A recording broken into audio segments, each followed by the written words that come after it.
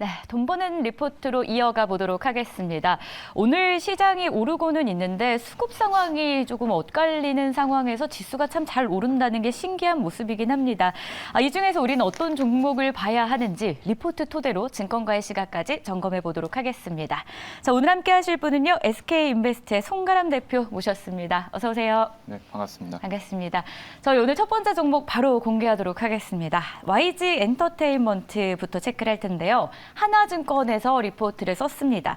제목은 또 한 번 이연된 실적을 감안하면 충분히 좋았다입니다. 투자 의견 매수해서 목표 주가가 상향되네요. 65,000원에서 69,000원까지 올라갑니다. 최근 엔터주의 지각 변동이 좀 예고되고 있는 상황에서 YG 엔터에 대해서는 긍정적인 리포트입니다.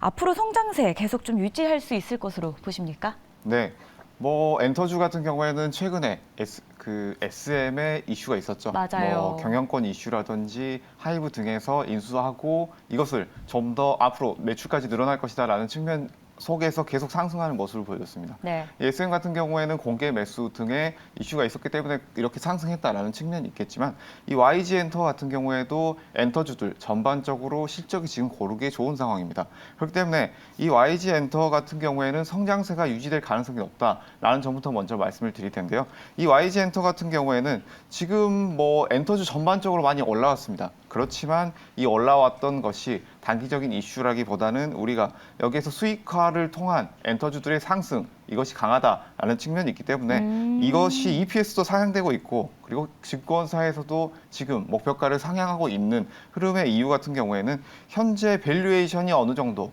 추가적으로 상승할 여력이 남아있다라는 점인데요. 블랙핑크 재계약 이슈, 네. 그리고 그 외에 현재 준비하고 있는 베이비 몬스터의 가능성까지 있기 때문에 현재에서 SM 다음으로 우리가 주가 상승률이 높게 나오는 회사가 이 엔터주 중에 YG가 나오지 않겠느냐라는 점을 보고 있습니다. 그러니까 이 기업 안의 내용을 좀 살펴보면은 YG 엔터가 좀 탄탄하다. 어떤 외부적인 이슈보다는 내용, 재료들이 좋다라고 좀 이렇게 이야기해 주시는 것 같은데요. 자, 그렇다면 매출 현황, 실제로 우리가 숫자로 확인할 수 있는 그 현황 상황은 좀 어떻습니까? 4분기 영업이익 같은 경우에 네. 매출이 1,250억 나오면서 굉장히 잘 나왔고 그리고 순익 같은 경우에도 오르는 모습을 보여줬지만 여기에서 우리가 예상했던 컨센서스에서는 어느 정도 하회하는 모습을 보여줬습니다. 하지만 이 컨센서스 하회 같은 경우에는 블랙핑크 콘서트 그리고 다음으로 이제 YG 플러스의 YG 인베의 손실 전환으로 이런 것들이 굉장히 부진했던 면에 비해서는 굉장히 좋았다라고 볼 수가 있겠고요. 그리고 올해 상반기, 올해 하반기까지 오프라인 공연이 예정이 돼 있고 그 외에 이런 블랙핑크 재계약을 감안한 원가율을 고려하다고 하더라도 700억 원 이상의 컨센서스 수준은 우리가 좀 더 지켜볼 수 있겠다라는 측면을 볼 수가 있겠습니다. 자, 그렇다면 향후 전망도 궁금합니다. 일단 4분기 이야기 방금 해주셨는데 앞으로 전망에 대해서는 어떻게 평가되고 있나요? 시작에서 어느 정도 힌트를 드렸죠. 맞아요. 여기에서 우리가 앞으로의 전망이 밝지 않겠느냐라는 점을 먼저 말씀을 드렸었는데요. 앞으로의 이 YG 엔터의 전망이 우리가 좀 더 지켜볼 수 있다라는 점에서 굉장히 밝다라고 할 수가 있겠는데요. 여기에서는 우리가 이 엔터주들 같은 경우에는 첫 번째로 이 엔터테이너들의 약진이 부각이 된다면 좀 더 주가에 반영되는 측면이 강하다라고 볼 수가 있겠는데 지금 준비하고 있는 베이비 몬스터에 네. 대한 높은 기대가 있습니다. 그렇기 때문에 지금 현재 빅뱅인 아이콘에서 재계약이 불발되는 상황도 하고 있지만 앞으로 나올 수 있는 이런 엔터테이너들의 약진이 지금 부각될 가능성이 굉장히 높기 때문에 이런 일정 속 그리고 앞으로의 리오프닝 속에서 외부 콘서트에서의 수익률 증가 이런 것들을 보게 된다면 앞으로 성장 전망이 굉장히 밝다라고 볼 수가 있겠습니다.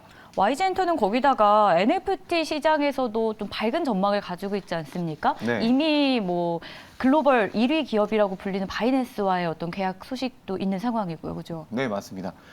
바이낸스와의 계약 시장도 그렇고 우리가 지금 NFT 시장이 작년에 굉장히 핫했습니다. 맞아요. 그렇지만 이 NFT 시장이 어느 정도 핫했다가 다시 눌리는 모습을 보여줬는데요. 그 이유 같은 경우에는 이 NFT 시장이 우리가 생각했던 것만큼 실제적으로 기업의 수익을 가져와 주진 않았다라는 측면이 있습니다. 그렇지만 지금 다시 한번 각광을 받고 있는 NFT 시장 같은 경우에는 바로 기업 내에서 이런 기업형 NFT를 통해서 기업의 자산 그리고 기업의 IP들을 홍보하고 바로 수익으로 가져올 수 있는 이런 시스템적인 기업형 NFT들은 다시 각광을 받고 있다라는 측면이 있습니다. 이런 측면 속에서 이런 엔터주들 그리고 엔터주들 안에서도 NFT와 관련이 있는 이 엔터주들은 앞으로도 우리가 충분히 지켜볼 것이 남아 있다라고 볼 수가 있겠고요.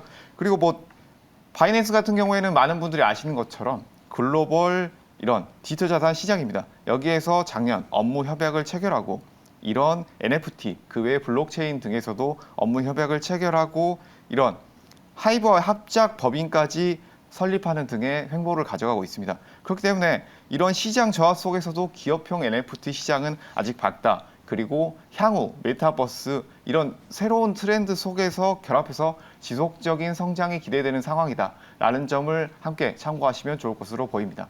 NFT 시장 자체는 앞으로도 커질 거고 이것과 연관 지으면은 엔터 시장에서도 수혜를 톡톡히 노릴 것이다. 이런 전망 나오고 있습니다. 그런데 한 가지 궁금한 게 있습니다. SK인베스트 대표 송가람 대표께서는 YG가 가지고 있는 좀 불편한 점이 있지 않습니까? 뭘 물어보려고 하는지 혹시 예측되십니까? 일단 들어봐야 할 것 같은데요. 오너 리스크입니다. 네, 맞습니다. 저희가 이 이야기는 사실 리포트 어떤 걸 찾아봐도 잘 거론되지가 않아요. 그런데 우리 시청자들은 잘 알고 있는 내용이죠. 연예 뉴스만 봐도 많이들 뜨잖아요. 이 리스크는 이제 없다고 봐야 됩니까? 아니면은 아직 잔존해 있습니까? 오너 리스크 같은 경우에는 어떤 기업을 보더라도 가장 큰 리스크 중에 하나다라고 볼 수가 있겠습니다. 그 이유 같은 경우에는 오너가 지금 우리나라 시장의 이 규모나 지분 구조를 봤을 때 오너가 굉장히 제왕적인 권력을 가지고 있는 경우가 굉장히 많습니다. 그렇기 때문에 SM 사태 속에서도 그런 어떤 오너 리스크가 부각이 되면서 이런 것들이 주가가 요동치는 부분이 있었다라고 볼 수가 있겠지만 엔터주들의 분명 오너 리스크는 존재합니다. 하지만 이 오너 리스크를 뛰어넘을 만한 바로 시장의 리오프닝이 시작되고 있다라고 보여지기 때문에 우리가 여기에서 이런 엔터주들의 흐름 앞으로 굉장히 강할 것이다. 오너 리스크가 어느 정도 있긴 하겠지만 그 오너 리스크를 넘어서는 흐름이 나올 가능성이 높겠다라는 점을 말씀을 드리겠습니다. 긍정적이네요. 오너 리스크가 없을 수는 없고 대부분의 기업들에서 벌어지고 있는 가장 큰 문제이기도 하기 때문에 크게 보지 않고 오히려 뛰어넘는다라고 이야기하십니다. 그렇다면 저희가 좀 구체적인 투자 아이디어도 챙겨봐야겠죠. 목표 주가가 상향이 됐더라고요. 네, 맞습니다. 동의하십니까? 목표 주가가 상향이 됐던 부분도 굉장히 크게 동의하고 있는 바고요.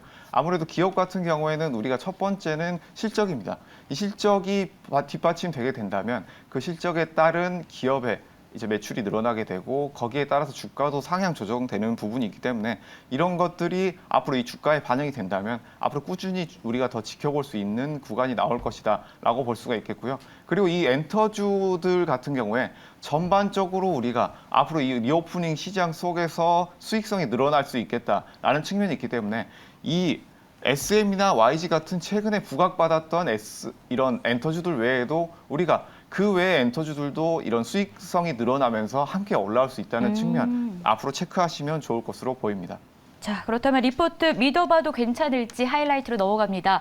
YG 엔터테인먼트 오늘 확인한 리포트 믿어봐도 괜찮겠습니까? 네, 이 리포트 한번 믿어보자라는 의견을 드리겠습니다. 그 이유는 여러 가지가 있겠지만 가장 큰 이유로는 앞으로의 이 엔터 시장 우리가 충분히 지켜볼 만하다라는 측면에서 이 리포트는 믿어볼 만하다라는 점을 말씀을 드리겠습니다. 네, 한 줄 평이 사실 지금까지 얘기한 것을 싹 정리해주고 있습니다. 높은 주가 상승률 기대되고요. 또 기업형 NFT도 주목해보자라는 한 줄 평도 함께 챙겨보도록 하겠습니다. 자, 이렇게 해서 첫 번째 리포트 확인해봤고요. 두 번째로 넘어가 보죠. 준비한 내용은 한화 에어로스페이스입니다. 신한금융투자에서 제시했는데요. 난세 영웅이라는 제목으로 투자 의견 매수 목표가는 83,000원에서 12만 원으로 44%나 목표가를 상향합니다. 어지러운 세상에서 큰 공을 세우는 종목이다 이렇게 저희가 생각을 해도 되는 건지 제목만 봐서는 궁금한데요. 실적부터 저희가 좀 체크를 해볼까요? 한화 에어로스페이스 같은 경우에는 이번에 어닝 서프라이즈가 나오면서 실적이 굉장히 좋게 나왔습니다. 이런 실적 같은 경우에는 아무래도 이 한화 에어로스페이스 안에서 방산 쪽의 실적을 이끌었다라고 볼 수가 있겠는데요. 작년 4분기 실적 같은 경우에 매출액이 2조 5천억 원에서 영업이익 1,766억이라는 굉장히 큰 어닝 서프라이즈가 나왔습니다. 여기에서 항공 엔진 매출 7% 흑자, 그리고 군수 쪽, 그리고 디펜스, 테크원, 시스템 이런 군수 쪽 그리고 방사 쪽의 매출이 굉장히 잘 나왔습니다. 그렇기 때문에 이런 흐름 같은 경우에는 지금 국제 정세가 안정화되지 않은 점, 그리고 여기에서 군수 매출 같은 경우에는 한번 매출이 늘어나기 시작하면 이게 단연간 꾸준히 늘어나고 있는 현상이 나오고 있기 때문에 네. 우리가 이 매출은 앞으로도 충분히 지켜볼 수 있겠다라는 점을 말씀을 드리겠습니다. 4분기 어닝 서프라이즈가 앞으로도 좀 지속될 가능성이 높다, 이렇게 정리해도 된다는 말씀이신 거죠? 네, 맞습니다. 자, 그렇다면 조선사 인수로 인해서 지배구조 우려도 있었습니다. 이 부분도 점검을 해야 할 것 같은데 올해 기업 성장에 좀 어느 정도 영향을 미칠 것인지 체크를 좀 해주실까요? 조선주가 지금 해운 지수도 낮아지고 네. 그리고 코로나 위기 이후에 굉장히 아무래도 이런 해외에서 수출 수입하는 수지가 낮아지게 되니까 네. 이런 해운 운임도 떨어지게 되고 아무래도 수요도 떨어지게 됐죠. 그렇기 때문에 이런 해운사들, 조선사들이 주가가 굉장히 낮아지고 컨센서스도 낮아졌습니다. 하지만 여기에서 우리가 대우조선해양을 인수하는 부분은 우리가 리스크로 보기보다는 앞으로의 지금 이쪽 방산 쪽에서 매출이 강력하게 나오는 부분에서 좀 더 보완할 수 있는 부분이 나올 것이다라고 볼 수가 있겠는데, 이 대우조선해양 같은 경우에 대우조선해양 내에도 방산 부분이 있기 때문에 이 부분을 함께 가져가면서 시너지 효과를 누릴 수가 있겠다라고 볼 수가 있습니다.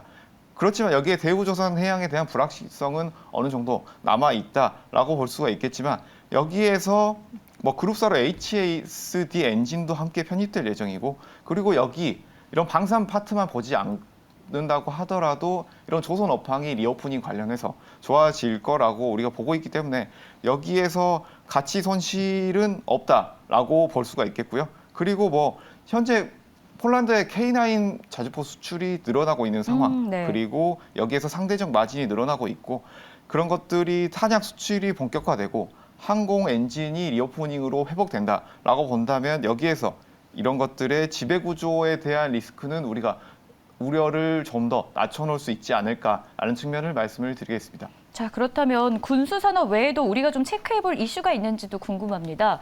계속 군수에 대한 어떤 기대감을 이야기를 해주셨었잖아요. 네, 맞습니다. 네. 이 하나 에어로스페이스 같은 경우에는 군수 산업 외에도 앞으로의 미래 산업인 항공 우주 산업을 가지고 있다라고 말씀을 드리겠는데요. 이 하나 에어로스페이스 같은 경우에는 하나그룹이 아무래도 방산 쪽과 그리고 군수 쪽에 많이 투자를 하고 있는데, 그 속에서도 항공 엔진 산업을 영위하고 있습니다. 이쪽 국내 군수 엔진 시장은 독점하고 있는 회사라고 할 수 있는데요. 주요 품목으로 가스터빈 엔진, 그리고 엔진 부품, 정비, 그리고 한국형 발사체에 들어가는 75톤급 액체 로켓 엔진의 총 조립과 벨트를 제작하고 있습니다. 그렇기 때문에 이런 항공 우주 쪽에 부각이 되게 된다면 여기에서 군수 쪽 외에도 우리가 추가로 부각을 받을 수 있겠다라고 볼 수가 있겠는데요. 이 섹터 전반적으로 본다고 한다면 여기에서 우리가 리오프닝을 자주 말씀을 드리지만 네. 아무래도 리오프닝 관련된 섹터 업종들은 당연히 매출이 늘어날 수밖에 없겠죠. 항공 여객 수요도 마찬가지라고 볼 수가 있겠습니다. 그렇기 때문에 이 항공 파트도 항공 여객 수요가 늘어나고 또 중거리 여객 수요가 늘어나게 된다면 여기에서 매출 수요도 늘어나고 주문도 늘어나게 됩니다. 그렇기 때문에 첫 번째 이것으로 볼 수가 있겠고요. 두 번째로는 바로 우주산업 같은 경우에 이전에는 국가 주도로 해서 굉장히 큰 천문학적 금액이 들어가기 때문에 국가 주도로만 진행됐던 사업이라고 할 수 있겠지만, 현재는 미국을 필두로 해서 민간 쪽에서도 천문학적인 규모로 투자가 집행 중에 있습니다. 그렇기 때문에 이런 항공 우주 쪽을 우리가 미래 먹거리로 꾸준히 지켜볼 필요가 있겠다라는 점을 볼 수가 있겠는데요.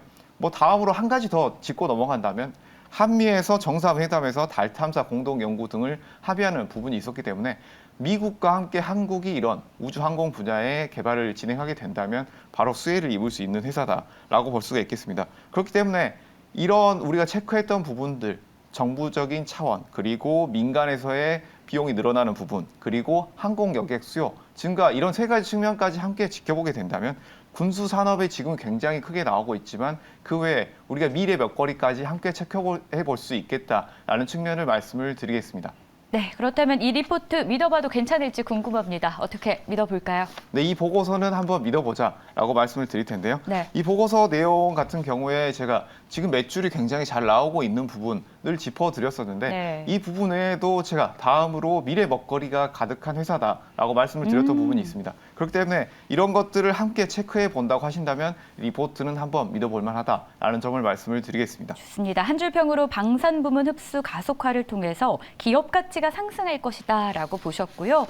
뭐 앞으로 주가 전망도 지배구조 재편 불안 지나서 안정기 접어들 것이다 이런 내용을 앞서서 살짝 이야기해 주셨는데 자 저희가 이렇게 해서 한화 에어로스페이스까지 어떤 전망을 갖고 바라봐야 되는지 정리해봤습니다. 지금까지 리포트 2개 체크했고요. SK인베스트 송가람 대표였습니다. 말씀 고맙습니다. 감사합니다.